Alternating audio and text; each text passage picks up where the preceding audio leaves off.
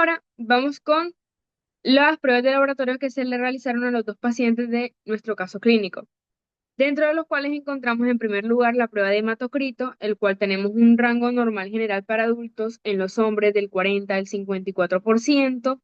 Por ende, podemos observar que tanto en el paciente número uno tenemos un rango de 38%, es decir, que se encuentra bajo, y en el paciente número 2 del 42%, es decir, que se encuentra en un rango normal. Luego tenemos prueba de glóbulos blancos, los cuales tienen un rango normal de entre los 4.500 a los 11.000 por microlitros. En el paciente número uno y el paciente número 2 podemos observar que el paciente número uno tiene 21.200 por microlitros y el paciente número 2 15.300 por microlitros. Por ende, ambos están elevados. La urea, tenemos prueba de urea, la cual tiene un rango normal de 10 a 50 miligramos por decilitro. Por ende, podemos deducir que en el paciente número uno y paciente número 2 se encuentran elevados. Paciente número uno con 95 miligramos por decilitros y paciente número 2 con 59 miligramos por decilitros. Luego tenemos prueba de creatinina, en la cual los hombres tienen un rango normal de 0.6 a 1.2 miligramos por decilitros. Tanto en el paciente número uno como paciente número 2 también se encuentran elevados. Paciente número uno con 5.8 miligramos por decilitros y paciente número 2 con 2,1 miligramos por decilitros. Luego tenemos prueba de electrolitos, entre los cuales tenemos sodio con rangos normales de 135 a 145 miliequivalentes por litros. Paciente número uno y paciente número 1 con rango normal en 141 miliequivalentes por litros y paciente número 2 también con un rango normal de 139 miliequivalentes por litros. La prueba de potasio, la cual tiene un rango normal de 3.5 a 5 miliequivalentes por litro, en el cual tanto en el paciente número uno como en el paciente número 2 se encuentran rangos normales de entre 3.3 y 3.7. La prueba de cloro, que tiene un rango normal entre 95 y 105 miliequivalentes por litros, tenemos que el paciente número uno presenta 102, es decir, un rango normal, y el paciente número uno 102 y el paciente número 2 104. Ambos se encuentran en un rango normal de cloro. El pH tiene un rango normal entre 7.35 a 7.45. Por ende, podemos observar que ambos pacientes presentan acidosis por disminución de pH. El primer paciente con 7,22 y el segundo paciente con 7,26. La prueba de bicarbonato tenemos que los rangos normales generales son de 22 a 26 mil equivalentes por litro. Tenemos que en el paciente número uno y el paciente número 2 se encuentran entre los rangos normales, es decir, 12,3 y 13,1. En las pruebas de exceso o base, en la última prueba, que es la prueba de exceso base, tenemos que el rango normal es de menos 2 a 2.000 equivalentes por litros. Podemos observar que ambos pacientes tienen un bajo nivel de exceso base, el primero con menos 13,6 y el segundo con menos 9,4. Siguiente, por favor.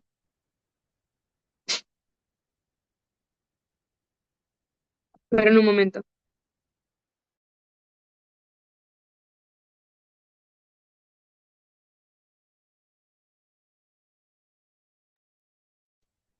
Listo. Ahora vamos con el cuadro clínico. Tenemos que el cuadro clínico se caracteriza por tener de 3 a 4 etapas.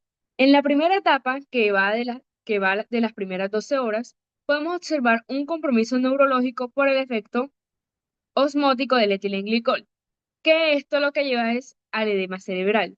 Si bien tenemos claro que los alcoholes provocan una hiperosmolalidad en el espacio extracelular, se presume que el etilenglicol podría ingresar al parénquima cerebral ocasionando los trastornos. En este habrá euforia, somnolencia, confusión, disartria, ataxia, convulsiones, pudiendo llegar al coma y la muerte. Se han descrito signos neurológicos focales luego de las 12 horas. Posiblemente estos estén causados debido al depósito de cristales de oxalato de calcio. Inicialmente pueden haber náuseas y vómitos por la irritación gástrica claramente. Luego tenemos la segunda etapa que va entre las 2 a las 36 horas luego de la posingestión del etilenglicol, en la cual los depósitos de oxalato de calcio más la hipocalcemia lo que generan es una depresión miocárdica que se agrava con la acidemia. Por ende, puede haber hiperreflexia, que es la alteración del sistema nervioso, y espasmos musculares junto con la prolongación del QT por hipocalcemia. Acá me detengo un momento para explicar un poco más acerca de QT, la cual se refiere a que debido a la hipocalcemia, que son los niveles bajos de calcio en la sangre, pueden llevar a causar una prolongación del intervalo QT en el electrocardiograma. Esto lo que significa es que la repolarización de los ventrículos del corazón se retrasa, lo que puede aumentar el riesgo de las arritmias cardíacas potencialmente peligrosas. La tercera etapa, que va de los 2 a los 3 días después de la ingestión, puede ocurrir una falla renal por daño tubular directo asociado al glicolato y la precipitación de cristales de oxalato cálcico intratubulares. En este se presentan síntomas como dolor lumbar, proteinuria, hematuria, oliguria e incluso anuria. La falla renal, aunque a veces puede ser grave y requerir hemodiálisis, generalmente se recupera en algunas semanas. Cuando el paciente se presenta tardíamente y no es posible obtener el antecedente de consumo de etilenglicol, una falla renal aguda aislada puede ser la única forma de presentación. Por este motivo, siempre se le recomienda a los médicos sospechar y buscar intoxicación por etilenglicol en toda falla renal aguda sin etiología, sobre todo si ésta está acompañada de síntomas neurológicos. En cuarto lugar y último, tenemos tardíamente, es decir, después de una semana. Puede haber una última etapa que no es constante, pero se caracteriza por la neuropatía que afecta a los pares craneanos. Generalmente esta es transitoria y se debe al depósito de cristales de oxalato cálcico. Siguiente, por favor. Bien, ahora nos centraremos en el diagnóstico de intoxicación por etilenglicol. Primero se necesita una evaluación completa del paciente. Esto incluye una buena historia clínica, es decir, saber qué sucedió antes de que aparecieran los síntomas. Luego, observar los signos y síntomas que presenta el paciente y por último, realizar exámenes de laboratorio. La persona pudo haber ingerido etilenglicol por accidente, como en el caso de los niños, o de forma intencional en un intento de suicidio. Los síntomas no aparecen todos de una vez, sino que evolucionan en tres fases. Primero, una fase neurológica, que puede comenzar a las pocas horas, con somnolencia, desorientación, convulsiones o incluso coma debido al efecto tóxico sobre el sistema nervioso central. Luego, una fase cardiopulmonar, en la que el paciente presenta taquicardia, es decir, que el corazón late muy rápido, y dificultad para respirar por el daño metabólico y la acumulación de sustancias tóxicas. Por último, una fase renal, en la que los riñones comienzan a fallar, lo que se conoce como insuficiencia renal aguda. Esto puede ocurrir a los pocos días si no se trata a tiempo. En los exámenes de laboratorio se puede encontrar alteraciones características como la acidosis con anión GAP elevado, lo que indica que el cuerpo está ácido por la acumulación de sustancias tóxicas, un GAP osmolar aumentado, que señala la presencia de sustancias extrañas en la sangre como el etilenglicol, cristales de oxalato de calcio en la orina, que se forma porque el etilenglicol se convierte en ácido oxálico que se une al calcio. La hipercalcemia, es decir, bajos niveles de calcio en la sangre, y alteraciones en la función renal, como el aumento de creatinina, que indica que los riñones están dejando de filtrar bien. Finalmente, si el laboratorio del hospital cuenta con la tecnología, se puede confirmar el diagnóstico midiendo directamente los niveles de etilenglicol en la sangre. Siguiente. Ok, en cuanto al tratamiento, este tiene dos objetivos principales: mantener al paciente estable y evitar que el cuerpo transforme el etilenglicol en sustancias más tóxicas. Primero, se aplica medidas de soporte general. Esto incluye estabilizar al paciente, asegurarse que esté respirando bien, mantener una buena oxigenación y corregir el desequilibrio de ácido en la sangre, lo que se conoce como acidosis metabólica. Y esto se hace usando bicarbonato. Lo segundo, y muy importante, es bloquear el metabolismo del etilenglicol. En el cuerpo, esta sustancia es transformada por una enzima llamada alcohol deshidrogenasa o ADH, en compuestos altamente tóxicos. Por eso, el tratamiento incluye antídotos que inhiben la enzima, evitando que se produzca esa sustancia peligrosa. Los dos principales antídotos usados son el etanol y el fomepizol, que el etanol compite con el etilenglicol por la enzima ADH y la bloquea. Y el fomepizol es un medicamento más específico y moderno, que también inhibe esa enzima, pero de manera moderada y segura. Con estos tratamientos se busca detener el daño antes de que se desarrollen complicaciones graves, especialmente a nivel neurológico y renal. ¿Cómo actúa el etanol y el fomepizol? Siguiente. Bien, ¿cómo actúa el etanol y el fomepizol? El etanol actúa como un antídoto porque compite con el etilenglicol por la enzima alcohol deshidrogenasa. Como el etanol tiene más afinidad por esta enzima, logra ocupar primero, desviando su acción hacia sí mismo. De esta manera evita que el etilenglicol se transforme en metabolitos tóxicos. Sin embargo, el uso del etanol no es tan sencillo. Requiere un monitoreo constante de sus niveles en la sangre, porque tiene un margen terapéutico muy estrecho. Si se da poco, pues no es efectivo, y si se da mucho, puede ser tóxico. Por eso, cuando está disponible, el tratamiento preferible es el fomepizol, que este es un medicamento que también bloquea la ADH, pero lo hace de forma más específica y segura. Además, no necesita tantos ajustes ni controles frecuentes, lo que lo hace más práctico y confiable. Junto con los antídotos, también se administran vitaminas como la piridoxina, que es la vitamina 6, y la tiamina, que es la vitamina B1. Estas ayudan a que el cuerpo desvíe el metabolismo del etilenglicol hacia rutas no tóxicas, reduciendo aún más el riesgo de daño. En casos graves donde hay acidosis severa, el daño renal importante o niveles muy altos de toxicidad en la sangre, se puede recurrir a la hemodiálisis, que este es un procedimiento que ayuda a eliminar tanto el etilenglicol como sus metabolitos del organismo de forma eficaz y rápida.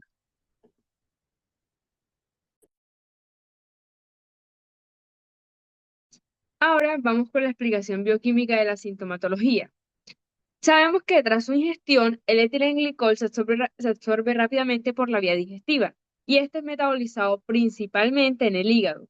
El proceso comienza con la acción de la enzima alcohol deshidrogenasa, ADH, que transforma el etilenglicol en glicoaldehído.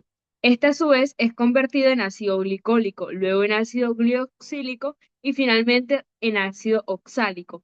Cada uno de estos metabolitos cumple un efecto tóxico distinto.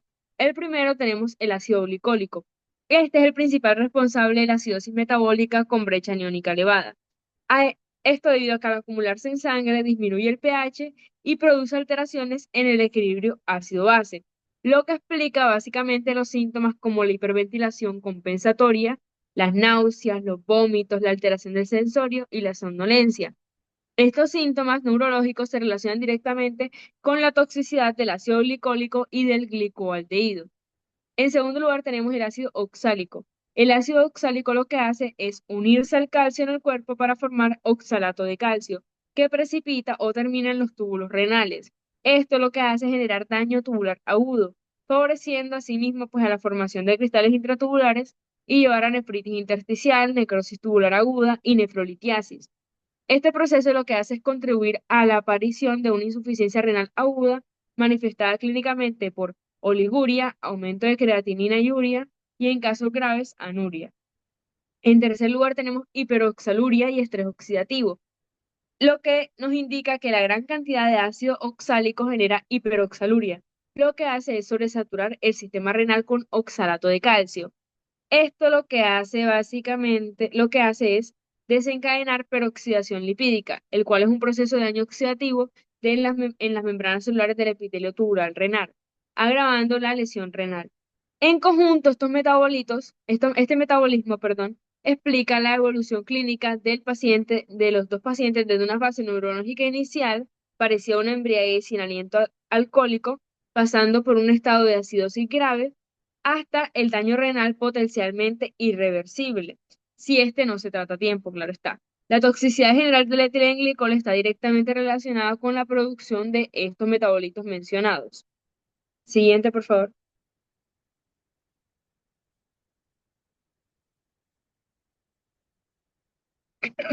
Bueno, ahora vamos con los diagnósticos diferenciales. En cuanto a los diagnósticos diferenciales de la intoxicación por etilenglicol, podemos mencionar tres, dentro de los cuales tenemos en primer lugar el delirio.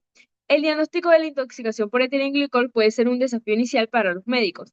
Esto debido a la aparición temprana de los síntomas, temprana con síntomas neurológicos no específicos como la confusión, alteración del estado mental, que pueden simular básicamente un delirio de otra etiología. Sin embargo, la presencia, obviamente, de la acidosis metabólica con anión gap elevado, un small gap aumentado y la identificación de cristales de oxalato de calcio en la orina son hallazgos claves que obviamente se deben averiguar al hacer los estudios suficientes que orientan hacia la intoxicación por etilenglicol. Ahora tenemos la intoxicación por metanol e intoxicación por isopropanol. Acá lo que hay que tener son factores claves pendientes para poder diferenciarlos. Por ejemplo, en la intoxicación por metanol, tanto la intoxicación por metanol como por etilenglicol, al ser provocadas por la ingestión de alcoholes tóxicos, pueden llegar a presentar síntomas comunes, síntomas iniciales comunes como la confusión y el malestar, y cursar con acidosis metabólica y un anion gap elevado. Sin embargo, podemos observar que en la sintomatología clave de intoxicación por metanol encontramos la afectación ocular significativa como la visión borrosa, la alteración en la percepción del color y el dolor ocular. Este es un signo distintivo clave del metanol. Además, aunque ambas intoxicaciones pueden afectar los riñones, el metanol se asocia más que todo típicamente a los daños cerebrales específicos como la necrosis hemorrágica en los ganglios basales, observable en estudios de neuroimágenes. Ahora vamos con la intoxicación por isopropanol. Acá podemos tener diferentes factores, como lo son los síntomas. En la intoxicación por metanol tenemos síntomas de alteraciones visuales, mientras que en la intoxicación por isopropanol tenemos, por ejemplo, la embriaguez profunda, el olor a acetona en el aliento, sin acidosis metabólica con brecha aniónica elevada. Las complicaciones características en el metanol tenemos el daño del nervio óptico, la ceguera irreversible, mientras que en la intoxicación por isopropanol tenemos la depresión del sistema nervioso central y las hemorragias gastrointestinales. El metabolito tóxico de la intoxicación por etilenglicol es el ácido oxálico. En la intoxicación por metanol, el metabolito tóxico es el ácido fórmico y en la intoxicación por isopropanol, el metabolito tóxico es la acetona, el cual no es un ácido. Siguiente, por favor.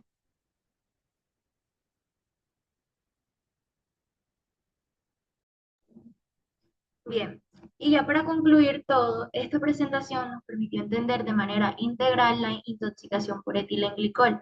Pudimos identificar y analizar los aspectos más importantes de esta condición, desde las tres fases clínicas por la que atraviesa el paciente, la neurológica, cardiopulmonar y por último la renal, hasta los signos característicos tanto a nivel clínico como en los estudios de laboratorio, como en la acidosis metabólica y el daño renal agudo. También se explicó cómo el cuerpo metaboliza el etilenglicol y cómo este proceso genera compuestos tóxicos que agravan el cuadro clínico. Por último, se revisaron las estrategias del tratamiento, incluyendo antídotos que bloquean la enzima responsable del metabolito tóxico, el apoyo con vitaminas y el uso de hemodiálisis en casos graves. De esta manera se lograron cumplir los objetivos propuestos para la presentación, brindando una visión clara y completa del tema. Esto es todo. Muchísimas gracias.